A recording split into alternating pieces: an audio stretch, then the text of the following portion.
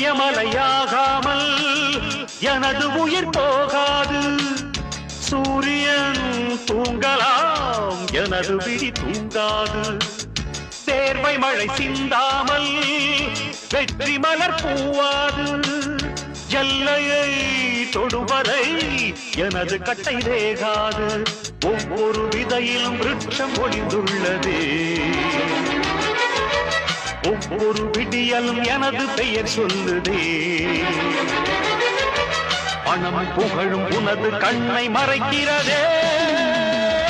அடே நண்பா, உண்மை சொல்வேன், சவால் வேண்டாம், உன்னை வெல்வேன். வெற்றி நிச்சயம், இது வேத சத்தியம். கொள்கை வெல்வதே நான் கொண்ட லட்சியம்.